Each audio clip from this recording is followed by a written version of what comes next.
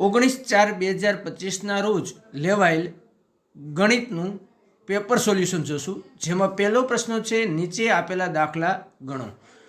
પહેલો પ્રશ્ન છે એમાં 2/5નો સમ અપૂર્ણાંક શોધો જેનો અંશ 6 હોય, તો એનો જવાબ આવશે 2/5, 2/5, 4/10 અને 6/15। એટલે આપણો જે જવાબ છે એ શું આવશે? 6/15।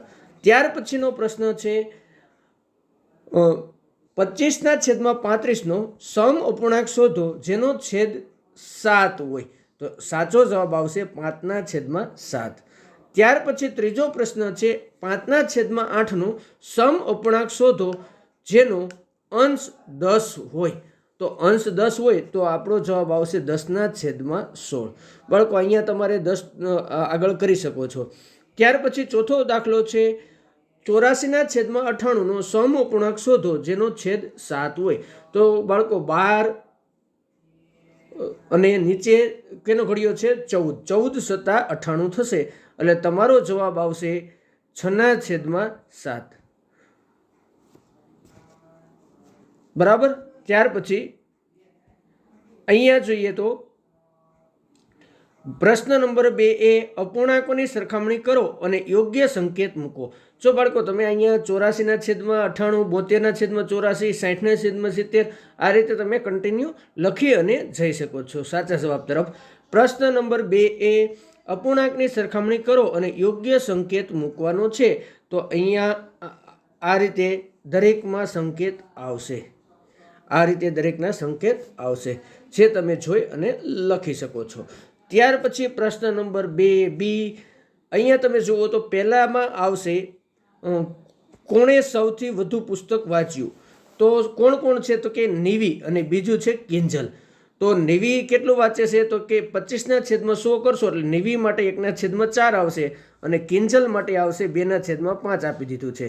તો બાળકો અહીંયા તમે લસા શોધશો એટલે કિંજલ છે એ વધુ પુસ્તક વાંચે છે। કોણ પુસ્તક વધુ વાંચે છે? તો કે કિંજલ। કોણ? 1/4 છે એ 2/5 છે, 1/4 કરતાં કેવા છે? મોટા, એટલે કિંજલ વધુ પુસ્તક વાંચે છે। બરાબર। ત્યાર પછી નો પ્રશ્ન આવશે ઉત્તમે 1 કલાકમાં 5/9 ભાગની કસરત પૂર્ણ કરી અને ફેનિલે 1 કલાકમાં 5/7 કલાકની, એટલે 5/9 કરતાં 5/7 કેવા થશે? મોટા। બાળકો અહીંયા અંશ જ્યારે સરખા હોય ત્યારે છેદ જેનો નાનો એ સંખ્યા કેવી થશે? મોટો। એટલે કે કોણે લાંબા સમય સુધી કસરત કરી? તો કે ફેનિલ, કારણ કે એનો કિંમત કેવી આવે છે? વધુ આવે છે।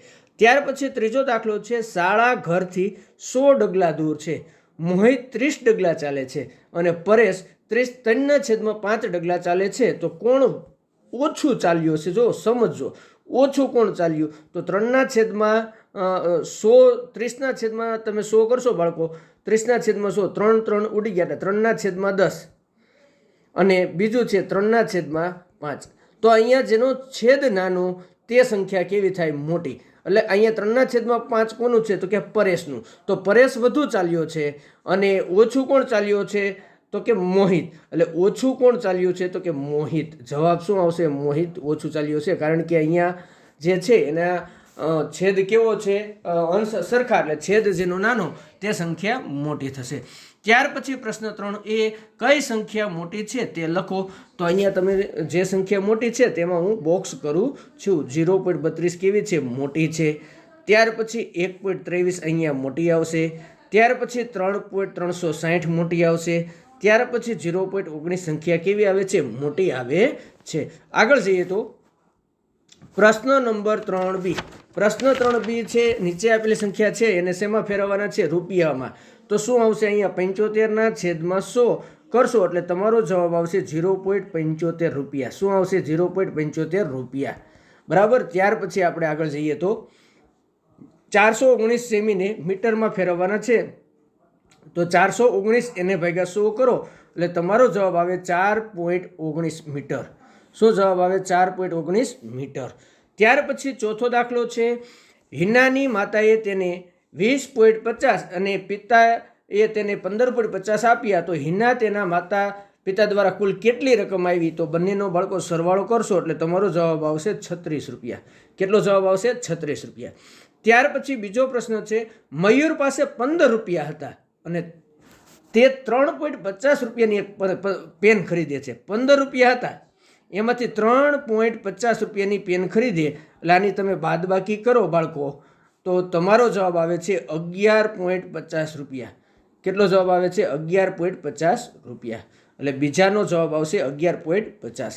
ત્યાર પછી ત્રીજો પ્રશ્ન છે, પલ 3 કિલોમીટર અને 35 મીટર સવારે અને 1 કિલોમીટર અને 7 મીટર સાંજે ચાલે છે, તો કુલ કેટલું એણે અંતર કાપ્યો છે? તો કે જવાબ આવશે 4.042. 4.042 કિલોમીટર. કેટલું અંતર કાપે છે? 4.042 કિલોમીટર. ચાલો, ત્યાર પછી ચોથો દાખલો છે, એમાં જવાબ આવશે 3.750 ગ્રામ. 3.750 ગ્રામ. 3.750 ગ્રામ આ એનો જવાબ આવે છે. ત્યાર પછી અહીંયા તમે આવૃત્તિ કોષ્ટક છે તેમાંથી તમે ટોટલ સરવાળો 40 થવો જોઈએ. એવી જ રીતે અહીંયા ટોટલ સરવાળો અહીંયા ટોટલ 40 પાસા છે, તો 1 થી 6 સુધી પાસામાં હોય. એટલે 1 કેટલી વખત આવે છે, 2 કેટલી વખત આવે છે, 3 કેટલી વખત આવે છે, 4 કેટલી વખત, 5 કેટલી વખત અને 6 કેટલી વખત, એ ગણી અને જવાબ લખવાનો છે. બીજામાં પણ કબડ્ડી, ખોખો, અહીંયા રમતના નામ છે, આવૃત્તિ ચિહ્ન અને આવૃત્તિ. 40 બાળકો થઈ જવા જોઈએ. ત્યાર પછી પ્રશ્ન નંબર 6 છે, જે આપણે ચિત્ર આલેખ આપેલો છે. ચિત્ર આલેખ ઉપરથી તમારે જવાબ આપવાના છે. તો કોરિયા જિલ્લાનો વિસ્તાર કેટલો છે બાળકો? અહીંયા તમે જુઓ તો એક ગોળ રાઉન્ડ એટલે 1000 ચોરસ કીધું છે. તો અહીંયા કોરિયા છે એનો જવાબ આવશે 3 ને 3 6000 કિલોમીટર. તો અહીંયા આપણે લખી શકશું 6000 કિલોમીટર. કેટલું છે? તો કે 6000 કિલોમીટર. બરાબર. ત્યાર પછી કયા જિલ્લાનો વિસ્તાર સૌથી વધુ છે? તો રાજનંદગાંવ. રાજનંદગાંવ. ત્યાર પછી ત્રીજામાં 50 કરતાં વધુ હોય એવા કેટલા છે? તો કે એનો જવાબ આવે છે 5. ક્યાં? તો કે રાયગઢ, રાજનંદગાંવ, કોરિયા અને જસપુર. ત્યાર પછી કયા 2 જિલ્લાના સરખા છે? તો કે રાયગઢ અને જસપુર. રાયગઢ અને જસપુર. ત્યાર પછી પ્રશ્ન નંબર 2, એમાં જુઓ તો આના ઉપરથી આપણે જવાબ દેવાનો છે. કેટલા વિદ્યાર્થીઓને ગણિત ગમે છે?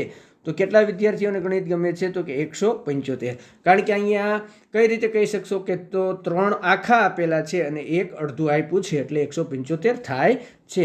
ત્યાર પછી કયા વિષય વિદ્યાર્થી સૌથી વધુ પ્રિય છે? તો એનો જવાબ આવશે હિન્દી.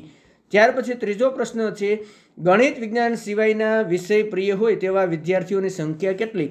તો એમાં જવાબ આવશે 425. બધાનો સરવાળો કરવાનો. કયો વિષય વિદ્યાર્થીઓને સૌથી ઓછો ગમે છે? તો કે સામાજિક વિજ્ઞાન. એનો જવાબ આવશે સામાજિક વિજ્ઞાન ચોથામાં. ત્યાર પછી પ્રશ્ન નંબર 7 યોગ્ય વિકલ્પ પસંદ કરી અને જવાબ આપવાનો છે. તો એમાં પહેલો છે એમાં જવાબ આવશે 5. બીજામાં જવાબ આવશે લંબાઈ ગુણ્યા પહોળાઈ. લંબચોરસના ક્ષેત્રફળનું સૂત્ર શું થશે? લંબાઈ ગુણ્યા પહોળાઈ. ત્યાર પછી આપણે આગળ જઈએ તો ત્રીજો દાખલો છે, 5 સેમી બાજુવાળા ચોરસનું ક્ષેત્રફળ કેટલું થાય? તો કે 25. ત્યાર પછી ચોથો દાખલો છે, એક નિયમિત ષટકોણની પરિમિતિ 24 છે તો તેની બાજુની લંબાઈ કેટલી થાય? તો 24 ભાગ્યા ષટકોણ છે 4 કરો 6 કરો એટલે 4 જવાબ આવશે. 24 ભાગ્યા 6, કારણ કે ષટકોણની કેટલી બાજુ હોય? 6. 24 ભાગ્યા 6, 6 ચોખ્ખું 24. ત્યાર પછી પાંચમો દાખલો છે, નિયમિત પંચકોણની પરિમિતિનું સૂત્ર. તો કે 5 ગુણ્યા લંબાઈ. પંચકોણમાં 5 બાજુ હોય છે તેથી. ત્યાર પછી પ્રશ્ન નંબર 7 બાજુની આકૃતિ છે એની પરિમિતિ કેટલી થશે? તો કે 8 સેમી થાય છે. ત્યાર પછી બીજો છે, 5 સેમી, 6 સેમી, 7 સેમી બાજુવાળા ત્રિકોણની પરિમિતિ કેટલી થાય? તો કે 18 સેમી થાય છે. ત્યાર પછીનો દાખલો, આનું ક્ષેત્રફળ લંબાઈ ગુણ્યા પહોળાઈ કરો તો 50 સેમીનો વર્ગ અથવા 50 ચોરસ સેમી. ત્યાર પછી 7મો સી, અહીંયા તમે દાખલો ગણશો બાળકો એટલે અહીંયા તમારો જવાબ આવશે 60 લાદી જોશે. કેટલી લાદી જોશે? 60 લાદી. બરાબર. કઈ રીતે? તો કે 4 તેરી 1200. પહેલા જવાબ આવ્યો 12, એને સેમીમાં ફેરવો એટલે 1200 થશે. હવે એક બરાબર 1200 ભાગ્યા 20 કરશો એટલે કેટલી લાદી જોશે? 60. ત્યાર પછીનો જવાબ છે એમાં કેટલો જવાબ આવશે? તો કે 32. કેટલો જવાબ આવે છે? 32. કે લંબાઈ કેટલી થશે? 32. ત્યાર પછી આપણે જોઈએ તો 8મો દાખલો છે, મૂળાક્ષર ટી પેટર્નમાં કેટલી જાય? તો કે 2n. આમાં શું પેટર્ન જશે? 2 દિવાસળી જોઈએ એટલે 2n. યુમાં કેટલી દિવાસળી છે? 3 એટલે 3n. વીમાં કેટલી છે? તો 2 એટલે 2n. ઝેડમાં કેટલી છે? 3 તો 3n. ત્યાર પછી મૂળાક્ષર એમાં કેટલી પેટર્ન છે? તો કે 6 દિવાસળી છે એટલે 6n. આ રીતે આગળ કરી શકો. ત્યાર પછી 9a, નીચેનાનો ગુણોત્તર શોધવાનો છે. તો 30 મિનિટ અને 1.5 કલાક એટલે 90 મિનિટ થશે. એટલે 30/90 કરશો, મીંડું ઉડી જશે એટલે 3/9 આવશે. હજી આના છેદ ઉડાડો તમે, બરાબર. આના છેદ ઉડાડો એટલે શું આવશે? 1/3. એટલે કે ગુણોત્તર શું આવશે? 1/3. શું બાળકો આવશે? 1/3. ત્યાર પછી આપણે આગળ જઈએ તો બીજો છે એ શું કહે છે? તો કે 44 અને 121. તો એનો ગુણોત્તર આવશે 44 અને 121 4/11. કારણ કે 11 ચોક 44 ને 11 ગુણ્યા 11 121 થાય. ત્યાર પછી 500 ml અને 2 લીટર. તો 2 લીટરને તમારે લીટરમાં ફેરવવાના એટલે 500 ભાગ્યા 2000. એટલે આ 2 મીંડા ઉડી ગયા એટલે 5/20 વધશે. હવે 5 ચોકો 20 તમને ખબર છે એટલે 1/4 એટલે ગુણોત્તર આવશે 1/4. ગુણોત્તર શું આવશે? 1/4. આ ત્રીજાનો જવાબ આવ્યો. ત્યાર પછી ચોથું 98 ગ્રામ અને 63 ગ્રામ. બરાબર. તો 98 ગ્રામ અને 63 ગ્રામનો તમે કરો તો જવાબ તમારો આવે છે 14 + 98 અને 9 + 63 એટલે 14/9 એટલે 14/9. તમારો ગુણોત્તર શું આવે છે બાળકો? 14/9.